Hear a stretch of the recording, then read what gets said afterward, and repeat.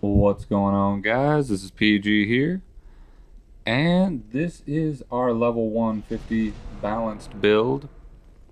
We're gonna go ahead and do some Kessis PvP and showcase our cool dragon armor that we really haven't done much with in most of my videos. So that being said, as you guys saw in the first little snippet there, my character is actually designed to look exactly like a very famous serial killer. Not gonna go ahead and say who it is. You guys can guess. Anyway, more importantly, here we are getting ready to fuck some people up. Alright, so here's our first match. We got a dude dressed in the ninja outfit. That's pretty cool. Not exactly difficult to get, but not difficult to get. Geez. Okay, let's see here. We have double katana, and he's just gonna dual wield that, kind of roll around. Pretty much your standard ninja build, I suppose. I'm trying to think what build that'd be effective against. We're gonna go ahead and avoid that arrow. Now, I can't really think of a build that this guy would be super effective against. Possibly a tank build, maybe? I mean, he can get away from people and dish out a decent amount of damage. I'm not really sure, to be honest with you guys. I can't really think of a build type that would be especially vulnerable to somebody with barely any armor and to average distance weapons. Our next opponent's waiting on us. He also has a katana. It's the washing pole, I believe. I'm not really worried about this guy. We're gonna go ahead and wave him on over and go ahead and start this fight. So we're definitely circling. We're trying to utilize both our dragon shout and our fire. This guy is a katana wielding mage, which that's pretty good. Magic, of course, pretty fucking strong in this game, and katanas have always been very versatile and fast, and he's using the longest katana to ensure that he has a lot of reach. What he was not accounting for is the fact that we don't really need any reach. His long weapon actually gives him a much slower attack speed because he has to draw all of that weapon across. So it was a little bit easier for us to just kind of sneak in and pummel him to death. It also helped that he was trying to cast magic, which is easily avoided and pretty easy to punish in this game so far. I will note that it seems like, I don't want to say lag has gotten worse, but people learning how to take advantage of lag has definitely gotten worse. So anyway, the host, I noticed he had Kessis when we came into the room. I'm not gonna ignore that. He's got Havels and Kessis. We were fucking bound to fight. I have like 0 fucking poise with this armor set. He's rocking a shitload of fucking poise.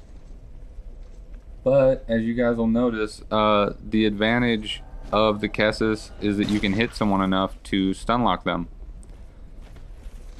These little punchy weapons actually do a pretty decent amount of poise damage. Pretty sweet little backstab, lag stab there. Not too worried about it. But this guy's punches definitely fucking hurt. So after that lag stab, I wasn't too worried about him doing a lot of damage to me. For some reason, we're doing almost the same amount of damage, and I'm punching through all of that armor, and he's punching pretty much no armor. I really don't have good armor rating with this. The dragon armor is notoriously bad for poise, resistance, and armor. It's just really light, looks cool. That being said, this guy has on some of the best armor in the game, and has a shitload of poise. So what we're doing is we're circling, we're trying to annoy him and draw him into attacking.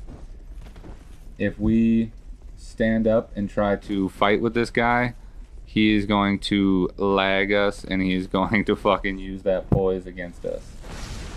Go ahead and launch that as a distraction. Did not do what I wanted it to do. We wanted him to kind of back away so we could run in for an attack. Go ahead, throw some punches.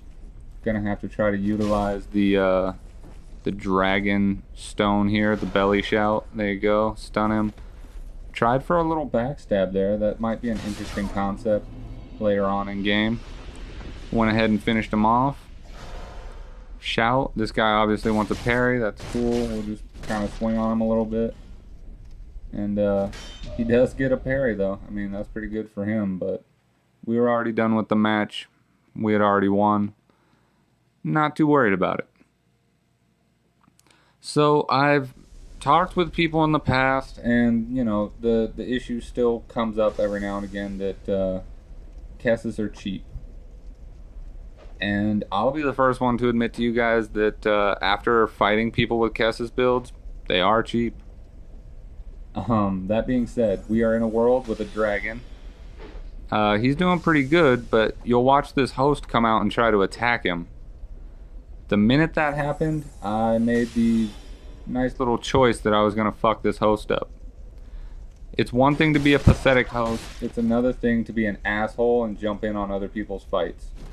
So the host tries to beg for forgiveness, but that shit isn't going to happen, so he heals. And the healing isn't going his way either. We miss with a punch and we get punished, but we do a nice little dodge there. I don't know if you guys can hear it or not, but we actually break one of his rings right there. So he's going to keep doing that. He just wants to heal like a bitch. And we're going to go ahead, as you see in the bottom screen, the dragon won that duel. And we finish off the host. So we saved our buddy. Gonna go ahead and give him a little bow. And he returns the favor. I cannot... hosts piss me off so much. It's one of those things where you're basically sitting there getting free souls.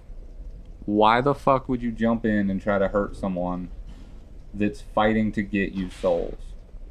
Win or lose, you always get souls because you're not the one fighting. The minute you put a weapon in your hands and the minute you try to jump in, even if you think it's funny, you're making yourself a fucking target, and I'm not going to ignore it. I honestly love fucking up hosts. It's very, very rare to lose to a host. Try it if you think I'm wrong, guys. Beat a couple people in someone's room. Once they run out of people to summon, challenge the host. Send him a message or just bow to him and start fighting. But these hosts are not good. It's just one of those things. I really don't understand why anybody gives them souls. Honestly, hosting is really nice because you get a chance to fight reds. I love that. It's really nice. But we need better hosts. Hosts that don't jump in. Hosts that are actually skilled at the game. And of course, you're going to want hosts that have warmth, which is a pyromancy that heals anything that stands next to it. That's really important, especially if you are a host, because that is how you reward the winner of a match.